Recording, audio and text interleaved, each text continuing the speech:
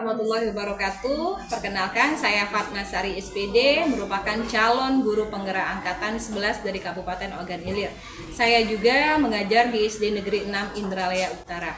Pada kesempatan hari ini, saya tidak sendiri, saya didampingi oleh kepala sekolah saya, Ibu Eka Vidya, ya, sebagai kepala sekolah di SD Negeri 6 Indralaya Utara. Selamat pagi, Ibu. Selamat pagi. Apa kabarnya hari ini, Bu? Alhamdulillah sehat. Alhamdulillah. Baik, jadi fokus kita pada hari ini, Bu Eka, tentang pengambilan keputusan di dalam lingkungan sekolah kita ini. Nah, sebagai kepala sekolah yang berpengalaman, Ibu, saya ingin tahu bagaimana cara Ibu menangani situasi dilema etika. Nah, untuk lebih jelasnya, boleh kita mulai pertanyaannya, Bu? Boleh. Baik. Untuk yang pertama, Ibu, bagaimana cara Ibu mengenali kasus dilema etika atau bujukan moral yang terjadi di sekolah kita? Baik. Pertama-tama tentu kita harus mengerti dulu pengertian dari dilema etika atau bujukan moral. Setelah kita mengerti, kita golongkan. Kita lihat dulu kasus ini, kemudian kita golongkan bahwa ini termasuk dilema etika. Jika kita tahu ini termasuk dilema etika, baru di situ kita bisa mengambil keputusan apa-apa yang harus kita lakukan setelah itu. Iya. Jadi artinya sebelum kita tahu itu termasuk ke dalam bujukan moral atau dilema etika, harus kita paham dulu kasusnya seperti apa, Bu, ya, baru kita bisa menganalisis dan mengidentifikasinya. Nah, bisa Ibu sebutkan, Bu, contohnya bagaimana, Bu, yang terjadi di sekolah kita? Contohnya dilema etika, ya. Ketika saya sebagai kepala sekolah, Ya. Diminta untuk biptek atau pelatihan ke luar sekolah atau lebih jauh dari itu ke luar daerah, Ya. Nah, di situ sebagai kepala sekolah saya terus terang mengalami dilema. Kenapa dilema? Karena di satu sisi untuk meningkatkan kompetensi saya sebagai kepala sekolah, saya tidak diam. Tentu saya tidak diam di sekolah ini saja. Saya perlu pelatihan, bimtek atau studi banding yang bertujuan untuk menambah kompetensi saya sebagai kepala sekolah. Dan di satu pihak lagi, saya kadang was-was meninggalkan sekolah ini. Karena sebagai pemimpin, ya, sebagai pimpinan itu saya merasa bertanggung jawab atas sekolah ini. Saya sangat takut terjadi apa-apa, misalnya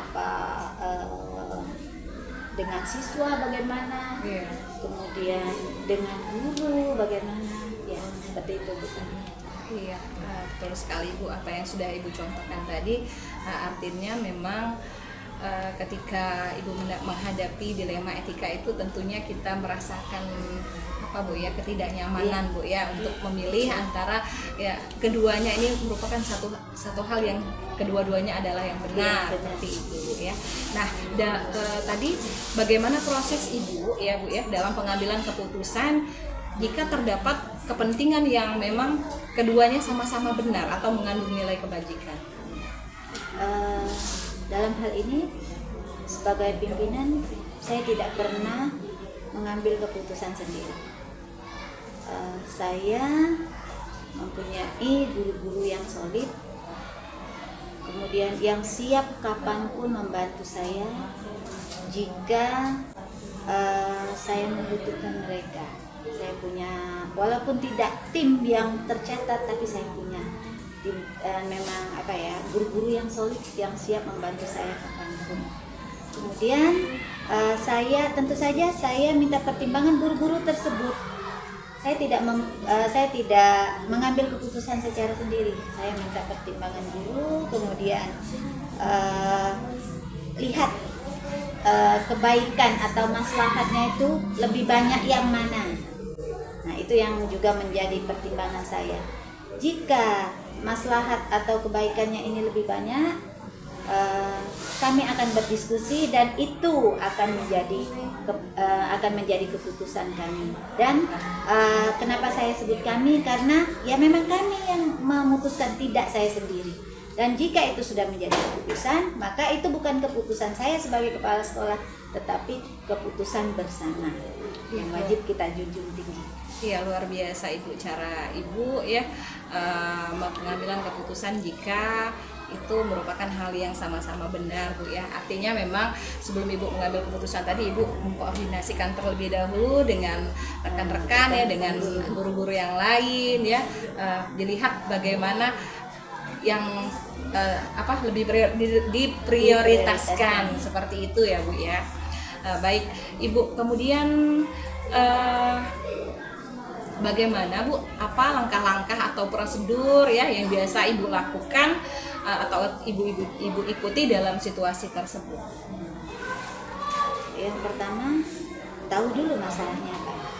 Sudah tahu, seperti yang saya bicarakan tadi, ketika tahu kemudian ini merupakan kepentingan bersama, maka keputusan juga harus diambil secara bersama.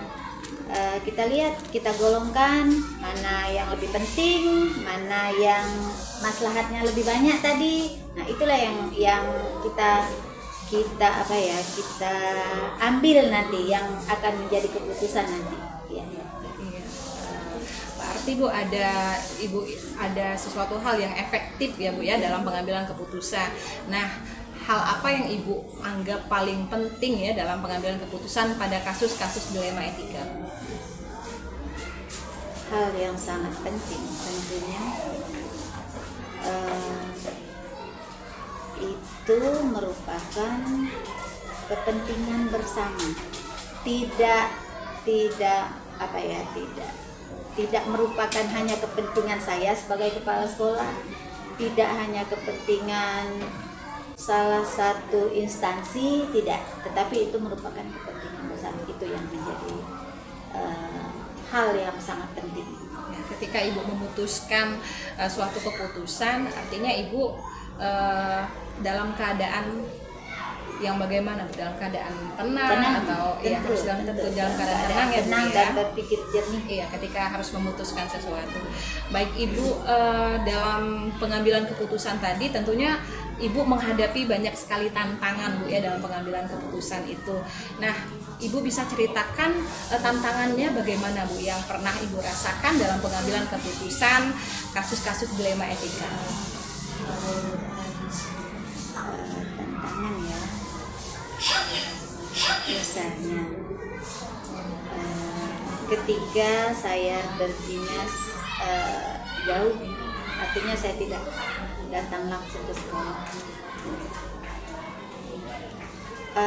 Tantangan yang saya alami yang terberat itu, walaupun saya berdinas keluar kota misalnya, pikiran saya itu tidak full ke sana, karena di satu pihak saya masih kadang-kadang memikirkan sekolah, bagaimana sekolah saya hari ini, apakah baik-baik saja, apakah ada anak saya yang ada apa-apa nantinya, apakah anak saya semuanya aman. Nah, disitulah saya sangat perlu komunikasi dengan guru.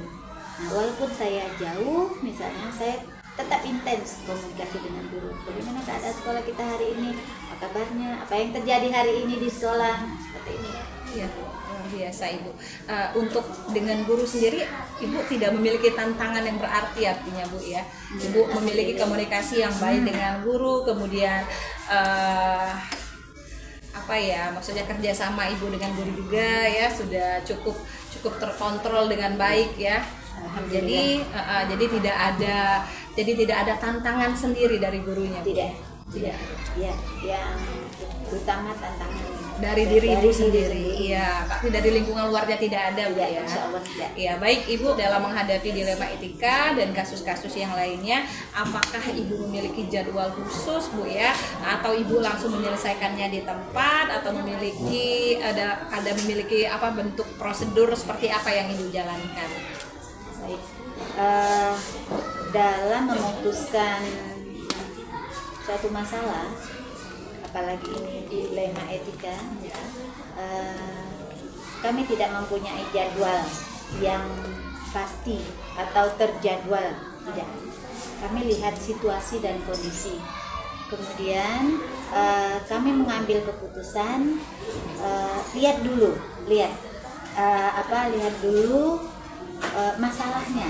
Jika itu masalah ringan dan saya rasa saya bisa menyelesaikannya sendiri, maka bisa jadi keputusan itu langsung diselesaikan.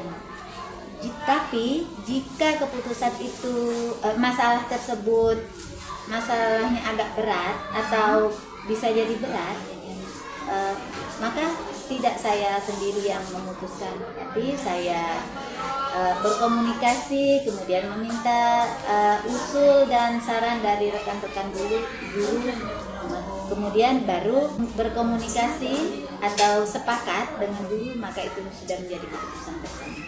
Iya, artinya memang dilihat dulu dari kasusnya, Bu, ya, seberapa berat. Misalnya kalau Ibu bisa menyelesaikan sendiri, Ibu bisa selesaikan tergolong sendiri. ringan, Ya, biasanya tergolong seperti ringan. itu. Kalau misalnya hal-hal yang harus melibatkan guru, artinya Ibu harus koordinasi dan komunikasi dengan guru terlebih dahulu untuk memutuskan satu keputusan yang tepat, seperti itu, Bu, ya. Berikutnya Ibu dalam pengambilan keputusan, apakah Ibu dibantu oleh seseorang, kemudian atau faktor-faktor apa yang selama ini mempermudah atau membantu Ibu dalam pengambilan keputusan tersebut? Saya dalam mengambil keputusan, saya tidak mempunyai tim khusus, tapi saya di sini saya masih tetap saya mempunyai guru-guru yang pengalamannya lebih banyak daripada saya, yang mereka mengajarnya lebih banyak, lebih lama daripada saya. Nah, guru-guru tersebut biasanya tempat saya bertanya, kemudian akhirnya akan menyumbang pikiran mereka kepada saya, dan biasanya itu menjadi keputusan yang terbaik yang saya ambil. Baik, Ibu, artinya memang harus ada koordinasi juga dengan rekan-rekan sejawat, kemudian tidak lepas dari pengalaman, Bu, ya. Sudah banyak sekali pengalaman dari berbagai macam kasus dilema etika yang sudah Ibu rasakan, ya, sampai sekarang sudah cukup banyak karena Ibu juga sudah lama menjabat menjadi seorang kepala sekolah, ya, Bu, ya. Baik, apa yang sudah Ibu sampaikan tadi, apa yang sudah kita bicarakan ini, kira-kira menurut Ibu pembelajaran apa yang bisa Ibu ambil, ya, dari pengalaman Ibu dalam mengambil keputusan yang berkaitan dengan dilema etika? Pelajaran yang bisa saya ambil yaitu bahwa setiap masalah walaupun besar, tidak ada yang tidak bisa diselesaikan selagi kita bekerja sama, kemudian berprasangka baik, kemudian sumbangsi dari teman-teman jangan pernah kita anggap remeh. Kemudian jika itu sudah menjadi keputusan bersama, maka keputusan tersebut harus kita junjung tinggi dan kita laksanakan secara bertanggung jawab dan secara bersama-sama. Artinya pentingnya komunikasi, kerjasama, kolaborasi, Bu, ya, dengan guru-guru yang lain yang berguna agar bisa memutuskan keputusan yang paling tepat dan terbaik untuk semuanya. Seperti itu, Bu, ya. Baik, Bu Eka, terima kasih atas waktunya Ibu sudah berbagi pengalaman Ibu selama menjadi kepala sekolah dalam menghadapi berbagai macam kasus dilema etika. Semoga apa yang sudah Ibu sampaikan bisa menjadi pedoman saya, ya, sebagai seorang calon guru penggerak dalam menghadapi kasus yang sama nantinya. Seperti ini. Baik, Ibu, selamat beraktivitas kembali. Terima kasih, ya, Bu Eka. Assalamualaikum. Assalamualaikum warahmatullahi wabarakatuh. Perkenalkan, saya Fatma Sari SPD. Saya adalah guru di SD Negeri 6 Indralaya Utara. Saya juga sebagai calon guru penggerak angkatan 11 dari Kabupaten Ogan Ilir. Pada kesempatan hari ini saya tidak sendiri, saya bersama kepala sekolah dari SD Negeri 63 Batu Raja. Sekarang kita bersama dengan Ibu Sarina SPD atau yang biasa dengan panggilan Ibu Ina. Selamat siang Ibu Ina. Selamat siang Ibu Sari. Iya, apa kabar Ibu hari ini Bu? Alhamdulillah sehat. Bagaimana dengan Ibu Sari sendiri nih? Luar biasa Bu, sehat juga di sini. Ya, alhamdulillah Baik, ya. Baik Ibu, fokus kita pada hari ini Bu ya. Saya Mm-mm. ingin sharing sedikit dengan Ibu tentang bagaimana cara Ibu mengambil keputusan dalam lingkungan sekolah Ibu terkait dengan situasi dilema etika. Ya, tentunya Ibu sering menghadapi itu ya Bu ya. Boleh kita mulai Bu? Iya, iya. Boleh Bu Sari. Silahkan apa yang mau ditanyakan, kita mulai. Baik Ibu, terima kasih. Untuk pertanyaan pertama, pertanyaan saya Bu, bagaimana cara Ibu mengenali kasus-kasus yang terjadi di sekolah Ibu itu termasuk ke dalam dilema etika atau bujukan moral? Oke, terima kasih sekali Bu Sari pertanyaannya. Saya intermezzo sedikit ya. Sebenarnya saya diangkat menjadi kepala sekolah ini terbilang baru beberapa bulan, tapi untuk kasus dilema etika ini sudah beberapa kasus saya mengalaminya dan saya sudah melaluinya. Jadi pertanyaan Ibu Sari tadi, bagaimana saya bisa mengenali kasus dilema etika ini atau bujukan moral? Jadi menurut saya pribadi dan hasil pengalaman yang pernah saya alami, ada beberapa tanda yang bisa membantu saya dalam mengenali dilema etika. Seperti yang pertama yaitu adanya rasa tidak nyaman atau perasaan bersalah saat saya memilih salah satu pilihan. Terus yang kedua itu adanya dua pilihan yang sama-sama menarik seperti itu dan mengandung nilai kebaikan. Dan berikutnya biasanya itu ada rasa keraguan atau kebimbangan dalam memilih salah satu pilihan. Terus juga adanya potensi seperti itu, potensi konsekuensi negatif dari setiap pilihan. Seperti contoh yang pernah saya alami, salah satunya adalah murid saya itu sering tidak masuk sekolah. Ketika dikonfirmasi bahwa alasan dia tidak masuk sekolah itu gara-gara membantu perekonomian keluarganya. Jadi di situ ya termasuk salah satu kasus dilema etika yang perlu kami selesaikan di sekolah dengan tim-tim saya yang ada di sekolah seperti itu Bu Sari. Baik Ibu, jadi bagaimana cara Ibu mengenali kasus tadi? Ibu melihat dulu Ibu ya, mengidentifikasi dulu dari kasusnya bagaimana Ibu ya. Tadi seperti yang sudah Ibu ceritakan, Ibu menemui kasus bagaimana menemukan anak murid yang membantu orang tuanya seperti itu ya. Di satu sisi memang karena perekonomiannya yang kurang, tapi di sisi lain juga anak tadi harus memiliki tanggung jawabnya untuk menuntut ilmu seperti itu Bu ya. Baik Ibu, kemudian Ibu dalam pengambilan keputusan di sekolah Ibu ya, tentunya terdapat dua kepentingan Bu ya yang sama-sama benar atau mengandung nilai kebajikan. Nah, pertanyaan saya bagaimana proses pengambilan keputusan itu Bu yang Ibu lakukan? Oke, di sekolah kami itu Bu Sari kebetulan memiliki tim khusus ya, yang terdiri dari guru, staf, dan juga wali siswa atau orang tua dari murid. Jadi untuk membahas kasus dilema etika, nah tim ini bertugas antara lain yang pertama yaitu mengumpulkan informasi sebanyak mungkin dari semua pihak yang terlibat. Terus juga mereka bisa menganalisis setiap pilihan dengan seksama dan mempertimbangkan konsekuensinya. Selanjutnya mereka bisa membuat keputusan berdasarkan nilai-nilai sekolah dan prinsip-prinsip etika. Dan terakhir itu bisa mengkomunikasikan keputusan kepada semua pihak yang terlibat dengan jelas dan terbuka pastinya Bu Sari. Baik Ibu, luar biasa. Artinya di dalam sekolah Ibu sendiri Ibu memiliki tim khusus yang membantu Ibu pada saat Ibu menghadapi berbagai macam kasus persoalan dilema etika, begitu Bu ya. Betul. Iya, baik Ibu. Pertanyaan saya berikutnya Ibu, tadi Ibu sudah menghadapi berbagai macam problem ya dalam dilema etika, kemudian Ibu juga sudah berbicara mengenai prosesnya. Nah, yang saya tanyakan berikutnya, bagaimana langkah Ibu yang biasa Ibu ikuti dalam situasi tersebut?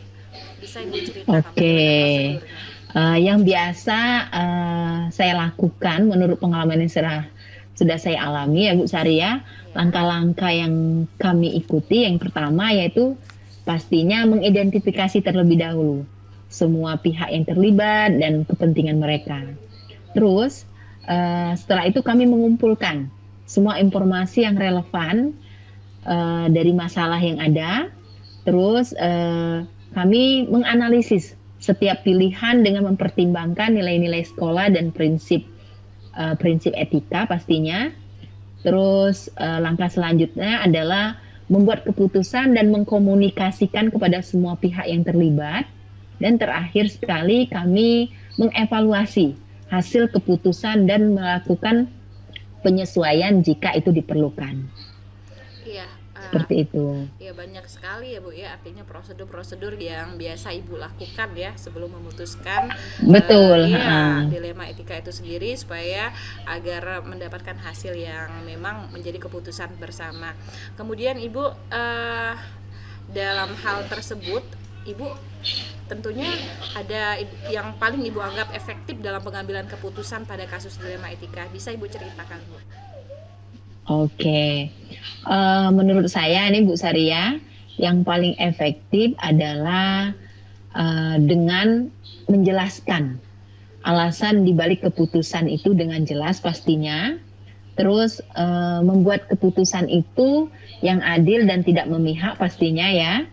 Terus juga mempertimbangkan nilai-nilai sekolah dan prinsip-prinsip etika. Dan yang terakhir tuh pastinya kami itu harus melibatkan semua pihak yang terlibat dan mendengarkan pendapat mereka dengan seksama, seperti itu Bu Sari. Ya, luar biasa Ibu ya. Tentunya artinya Ibu harus mengumpulkan banyak informasi terlebih dahulu Bu ya, sebelum Ibu Betul. sebelum Ibu memutuskan satu perkara dalam kasus dilema etika. Baik Ibu, tentunya dalam menghadapi kasus tersebut banyak sekali Bu ya tantangan yang pernah Ibu rasakan dalam pengambilan keputusan pada kasus dilema etika. Nah, bagaimana bisa Ibu ceritakan tantangannya apa saja Bu? Oke, pastinya Bu Saria apabila kita menemukan kasus dilema etika itu pasti banyak sekali tantangan yang kita temui. Apalagi di sekolah saya itu yang berada di pedesaan, pasti banyak sekali tantangan yang saya alami. Tapi di sini saya hanya mengambil garis besarnya saja. Jadi adapun tantangan yang saya alami dari pengalaman yang pernah saya lalui, yang pertama itu menangani emosi terlebih dahulu, menangani emosi yang kuat dari pihak yang terlibat. Biasanya pada saat ada permasalahan, setiap pihak itu pastinya akan mendahulukan emosi pastinya. Jadi di sini tantangannya adalah menangani emosi terlebih dahulu. Terus yang kedua itu Bu Saria, menjaga kerahasiaan dari informasi yang sensitif sehingga tidak tersebar ke halayak banyak.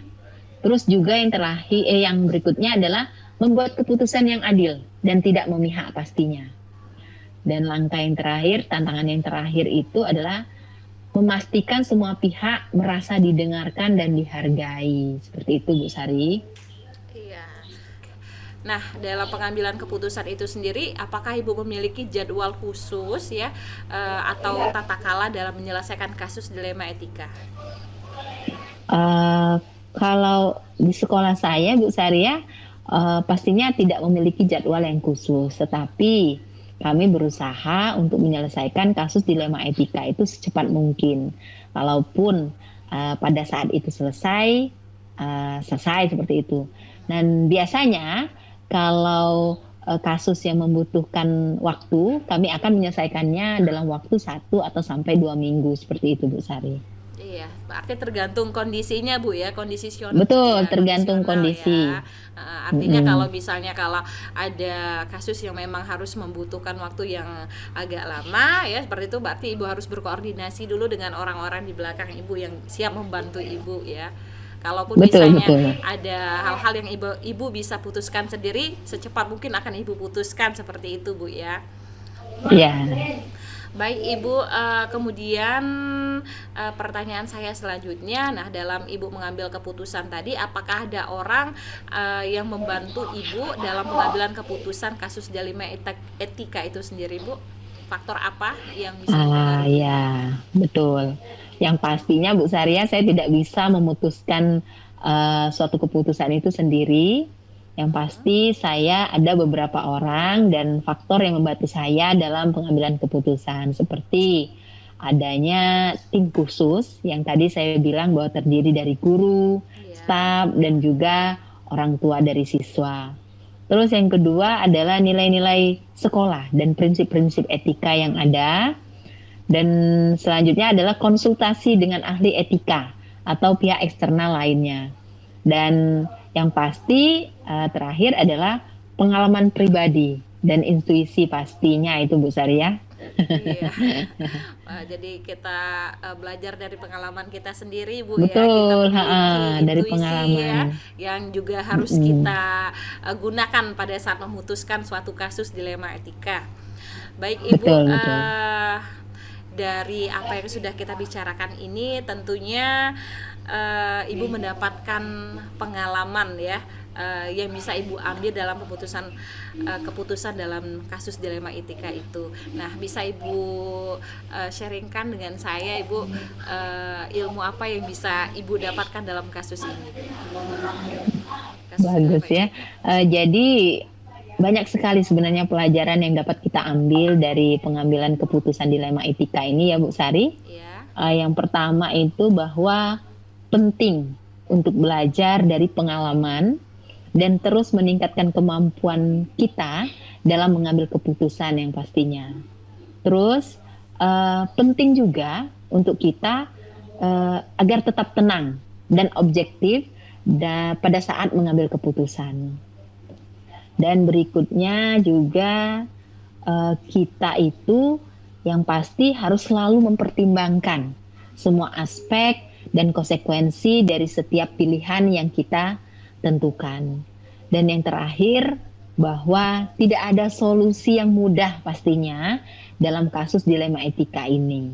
Jadi itulah Ibu Sari pengalaman atau pembelajaran yang dapat kita ambil dari keputusan dilema etika ini. Luar biasa Ibu, dari apa yang sudah Ibu jelaskan tadi juga menjadi satu pelajaran yang berarti bagi saya Bu ya.